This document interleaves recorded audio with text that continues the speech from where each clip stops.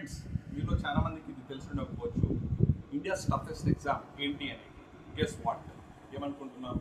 Neat, JEE, RRB లేదా any state level PCS exams అని అనుకుంటున్నారా? కాదు, యూపీఎస్సీ సివిల్ సర్వీస్ ఎగ్జామినేషన్స్.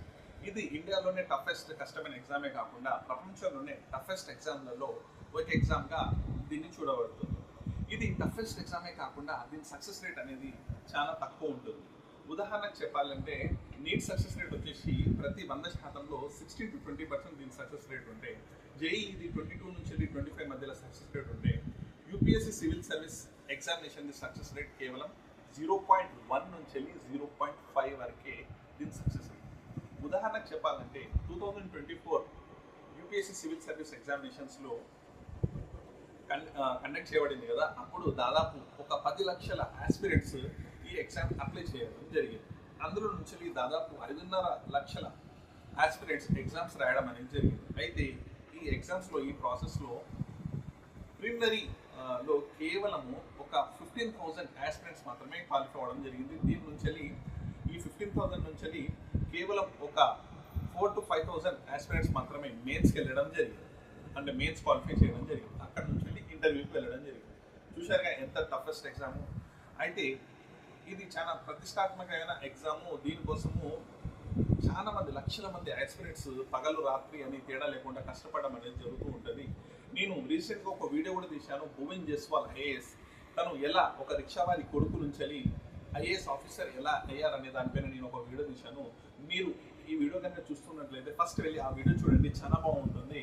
ఒక రిక్షావాడి కొడుకు ఎలా ఐఏఎస్ ఆఫీసర్గా ఎదిగారు, తను ఎలా కష్టపడ్డారు, దీనివల్ల ఐఏఎస్ ఆఫీసర్ అయ్యారు, ఎలాంటి అవమానాలు చూశారు, ఈ వీడియోలో మీకు మొత్తం తెలుస్తుంది. తను ఎంతటి కష్టం పడ్డాడు అనేది తెలుస్తుంది. మీకు చాలా బాగుంటుంది ఆ వీడియో. చాలా మంది పిల్లలకి యూస్ఫుల్గా ఉంటుంది. ఆ వీడియో చూడని వాళ్ళంటే ఫస్ట్ వెళ్ళి ఆ వీడియో చూడండి. దాంతోపాటుగా ప్లీజ్, చాలా మంది వీడియో చూస్తున్నారు కానీ లైక్స్ మాత్రం చేయడం లేదు, సబ్స్క్రైబ్ చేయడం లేదు. మీరు సబ్స్క్రైబ్ చేసుకుంటే నాకు చాలా బూస్టప్గా ఉంటుంది. ఎందుకంటే నేను ఇలాంటి కంటెంట్ ఎక్కువ తీస్తూ ఉంటాను. మీరు సబ్స్క్రైబ్, లైక్స్ చేస్తూ ఉంటేనే నాకు కొంచెం బూస్టప్గా ఉంటుంది. అలా బూస్టప్ వల్ల నేను ఇంకా వీడియోస్ చేయడానికి నాకు ప్రోత్సహించినట్టు ఉంటుంది. ఏదైనా మనం ఒక కేటగిరీలో పనిచేస్తున్నాం, లేకుంటే ఎగ్జామ్ రాస్తున్నాం అంటే మనకు రికగ్నైజేషన్ ఉంటేనే కదా మనకి ఇంకా బాగా పనిచేయాలని అనిపిస్తుంది. సేమ్ అలానే నేను ఇలాంటి వీడియోస్ తీస్తుంటే మీరు ఇంకా లైక్ చేసి సబ్స్క్రైబ్ చేస్తుంటే నాకు ఇంకా బూస్టప్ ఉండి నేను ఇంకా మంచి వీడియోస్ చేయడానికి ట్రై చేస్తాను. లేట్ చేయకుండా మనం వీడియోలోకి వెళ్ళిపోదాం. Let's get in to the video.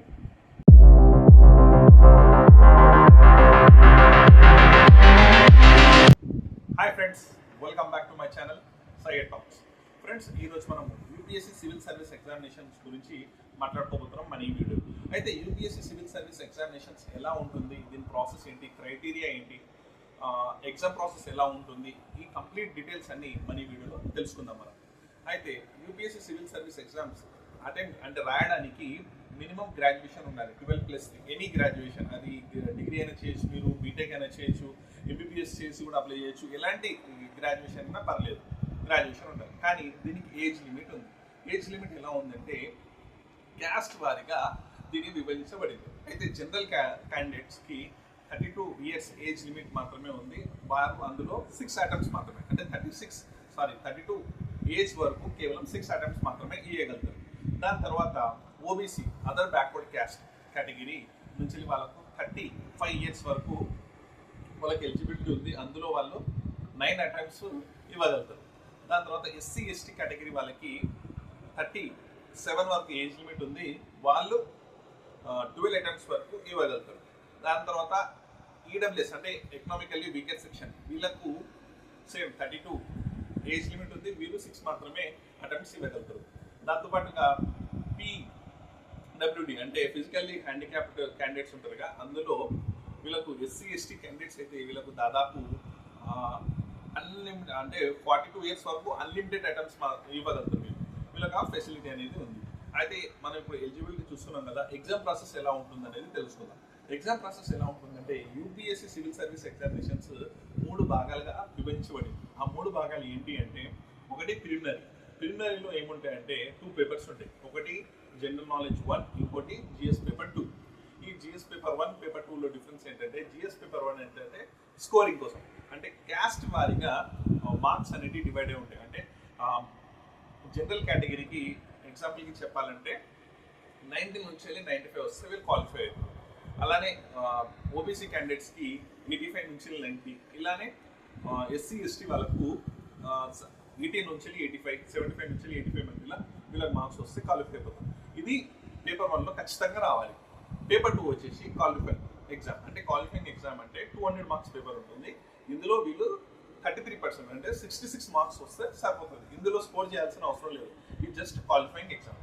అయితే ఇది క్వాలిఫై అయిపోయిన తర్వాత మెయిన్ ఎగ్జామ్ ప్రాసెస్ అనేది స్టార్ట్ అవుతుంది. ప్రిలిమినరీ నుంచి మెయిన్స్కి వెళ్ళిపోవడం అనేది జరుగుతుంది.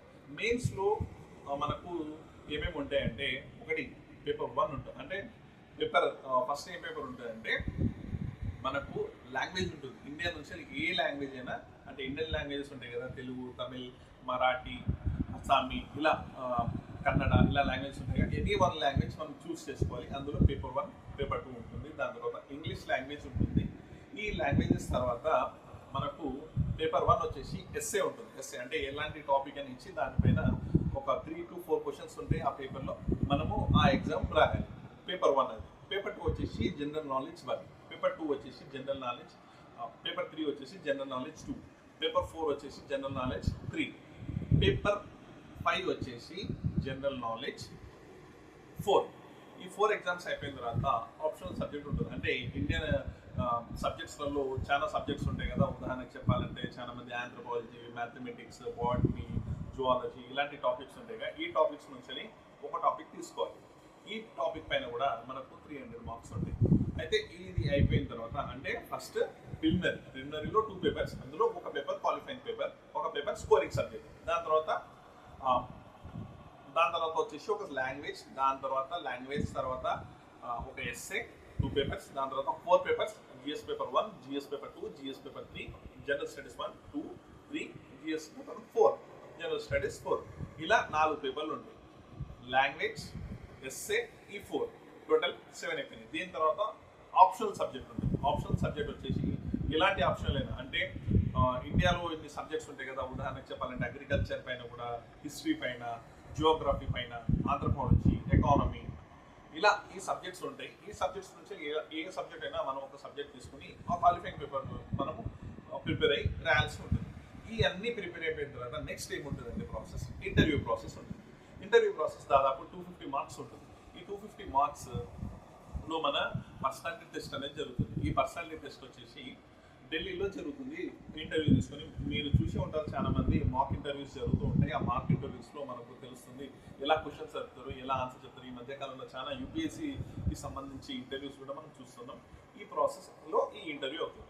అయితే ప్రాసెస్ 1, ప్రాసెస్ 2, ప్రాసెస్ 3 ఇది కంప్లీట్ అయిపోయిన తర్వాత మన ర్యాంక్స్ అనేది డిసైడ్ అయితే, ఆ ర్యాంక్స్ డిసైడ్ అయిన తర్వాత మన క్యాస్ట్ బట్టి, మన ర్యాంక్ని బట్టి మనకి సెలెక్షన్ అనేది జరుగుతుంది. దాని తర్వాత మనకు ర్యాంక్ అనేది, ఫైనల్ ర్యాంక్ అనేది, రిజల్ట్స్ అనేది రావడం జరుగుతుంది. ఈ ఫైనల్ రిజల్ట్స్ వచ్చిన తర్వాత ఢిల్లీలో అక్కడికి వెళ్ళి సర్టిఫికేట్ వెరిఫికేషన్, దాని తర్వాత ప్రాపర్ అన్ని చెకింగ్ జరిగిన తర్వాత మనం ఏ రోల్కి, అంటే మనకు ర్యాంక్ బిలో 100 వస్తే ఐఏఎస్, దాని తర్వాత అబౌవ్ 300 వరకు వస్తే ఐపీఎస్, ఐఆర్ఎస్, ఐఎఫ్ఎస్ ఇలాంటి సర్వీసెస్ ఉంటాయి. ఇలాంటి ప్రముఖ సర్వీసులలో ఏదో ఒక సర్వీస్లో, అంటే ర్యాంక్ని బట్టి మనకు ఆ సర్వీస్ రావడం జరుగుతుంది. ఉదాహరణకు చెప్పాలంటే బిలో 100 వస్తే ఐఏఎస్ సర్వీస్ అనేది మనకు వస్తుంది. అయితే వీళ్ళందరికీ ఈ దాదాపు ఒక 1000 పోస్టులు, ప్రతి సంవత్సరం 1000 పోస్టులు అనేది రిలీజ్ అయితే, ఈ 1000 పోస్టులకు ఉత్తరాఖండ్లో ఉన్న డేరాడూన్లో, మసూరిలో, అక్కడ లబాసా ఇన్స్టిట్యూట్లో అక్కడ ట్రైనింగ్ అనేది జరుగుతుంది. దాదాపు 2 ఇయర్స్, ఐఏఎస్కి అయితే దాదాపు 2 ఇయర్స్ ట్రైనింగ్ అనేది ఉంటుంది. ఆ ట్రైనింగ్ వీళ్ళంతా అక్కడికి వెళ్ళి 2 ఇయర్స్ ట్రైనింగ్ తీసుకోవడం జరుగుతుంది. అయితే ఐఏఎస్కి అయితే అక్కడికి వెళ్ళిన తర్వాత 2 ఇయర్స్ ట్రైనింగ్ ఉంటుంది. ఫస్ట్ 6 మంత్స్ వీళ్ళంతా కంబైన్డ్గా, అయితే ఇంజనీరింగ్లో ఎలా అయితే ఫస్ట్ 6 మంత్స్ కంబైన్డ్గా ఉంటారో, ట్రిపుల్ ఈ, మెకానికల్, ఈసీ ఇలా ప్రతి కేటగిరీ సేమ్ ఇది కూడా అలానే అక్కడికి వెళ్ళి కంబైన్డ్ ఉంటుంది. కంప్లీట్ ట్రైనింగ్ అయిపోయిన తర్వాత 6 మంత్స్ అయిపోయిన తర్వాత వీళ్ళ అంటే ఇప్పుడు ఐపీఎస్ అయితే సర్దార్ వల్లభాయ్ ఇన్స్టిట్యూట్, ఇలా హైదరాబాద్లో ఉన్న ఇన్స్టిట్యూట్, ఇంకొక ఇన్స్టిట్యూట్ ఇలా వెళ్ళడం అనేది జరుగుతుంది. ఈ ఐఏఎస్లకు మాత్రము అక్కడనే ట్రైనింగ్ ఉంటుంది 2 ఇయర్స్ వరకు. వాళ్ళకు భారత్ దర్శన్ ఉంటుంది, ఇండియా మొత్తం తిప్పి చూపెట్టడం, ఇలా ఆ ట్రైనింగ్ ప్రాసెస్ ఉంది. ఇది ఒక కంప్లీట్ ఒక నెక్స్ట్ వీడియోలో తీస్తాను. దీనిపైన ఒక అవగాహన అనేది మీకు వస్తుంది. సో ఇలా యూపీఎస్సీ ఎగ్జామ్ ప్రాసెస్ అనేది ఇలా ఉంటుంది. ఇది ఇండియాలోనే కాదు, ప్రపంచంలోనే ఒక టఫెస్ట్ ఎగ్జామ్స్లలో ఈ ఎగ్జామ్ని మనం చూడగలుగుతాం. So UPSC exam civil services ఎలా ఉంటుందో, మీకు దాని ప్రాసెస్ ఎలా ఉంటుందో, ఏజ్ లిమిట్ ఎలా ఉంటుందో, సబ్జెక్ట్స్ ఎలా ఉంటాయో మీకు చెప్పడం అనేది జరిగింది. దీనికి ఎలా ప్రిపేర్ అవ్వాలి అంటే దీని సిలబస్ పర్టికులర్గా ఏమీ అనేది లేదు. దీని సిలబస్ అయితే మనము బేసిక్ నాలెడ్జ్ రావాలంటే ఎన్సీఆర్టీ బుక్స్, ఏదైతే సెంట్రల్ సిలబస్ బుక్స్ ఉంటాయో ఎన్సీఆర్టీ బుక్స్ 6th క్లాస్ నుంచి 12th క్లాస్ వరకు చదివి, దాని తర్వాత ఆథర్స్ బుక్స్ ఎలాగైతే స్పెసిఫిక్ ఆథర్స్ ఉంటారు కదా, హిస్టరీ అయినా బిపిన్ చంద్ర అయినా కానివ్వండి, లక్ష్మీకాంత్ పాలిటీ అయినా కానివ్వండి, రమేష్ ఇలా ఎకానమీ కానివ్వండి, హుసేన్ జోగ్రఫీ, ఇలా సబ్జెక్ట్స్ వైజ్ ఈ టాపిక్స్, దీంతో పాటు current issues, current affairs, geo political issues, ఇవన్నీ దాదాపు ఇది సాధించడం కోసము ఏం బవులు దాదాపు 20 నుంచి 24 hours వరకు కూడా కష్టపడే యాస్పిరెంట్స్ ఉన్నారు. మనం ఈ మధ్య కాలంలో మూవీస్ కూడా చూసాం, 12th ఫెయిల్ అని మూవీ చూసాం. నేను రీసెంట్గా గోవింద్ జస్వాల్ స్టోరీ కూడా చెప్పాను. ఇలాంటి చాలా ఇన్స్పైరింగ్ స్టోరీస్ ఉన్నాయి. సో మీకు కనుక ఈ వీడియో కనుక నచ్చినట్లయితే ప్లీజ్ లైక్, షేర్, సబ్స్క్రైబ్ చేయండి. లైక్, షేర్, సబ్స్క్రైబ్ చేయకుండా మర్చిపోకండి. సబ్స్క్రైబ్ మాత్రం చేయండి. చాలా మంది చూస్తున్నారు, ఇదివరకు నేను చెప్పినట్టు ప్లీజ్ సబ్స్క్రైబ్ మాత్రం చేయండి. నా వీడియో కనుక ఇక్కడికే కంప్లీట్ అయిపోయింది. నెక్స్ట్ వీడియోలో ఎడ్యుకేషనల్ టాపిక్ లేకుంటే ఏదైనా కరెంట్ ఇష్యూ పైన వీడియో తీయడానికి ట్రై చేస్తాను. ఉదాహరణకు చెప్పాలంటే ఇజ్రాయెల్ ఇరాన్ వార్ జరుగుతుందిగా, దానిపైన ఒక అప్డేట్ తీయడానికి ట్రై చేస్తాను. దాంతోపాటుగా యూపీఎస్సీ సిలబస్కి సంబంధించి ఒక వీడియో తీస్తాను. అదేవిధంగా లబాసనకి వెళ్ళిన తర్వాత ఎలా ఉంటుంది, ట్రైనింగ్ ఎలా ఉంటుంది, అక్కడ వీళ్ళందరికీ 2 years ఏం ట్రైన్ చేస్తారో అలాంటి ఒక వీడియో తీయడానికి ట్రై చేస్తాను. దాంతోపాటుగా ప్రతిరోజు యూపీఎస్సీకి ప్రిపేర్ అయ్యే వాళ్ళు, పీసీఎస్ ఎగ్జామ్స్కి ప్రిపేర్ అయ్యే వాళ్ళ కోసము ఏదైనా ఒక టాపిక్, హిస్టరీ రిలేటెడ్ టాపిక్ కానీ, జోగ్రఫీ రిలేటెడ్ టాపిక్ కానీ తీయడానికి నేను ట్రై చేస్తాను. ఇంతటితో నా వీడియో అనేది కంప్లీట్ అయింది. Thanks for watching guys. By by.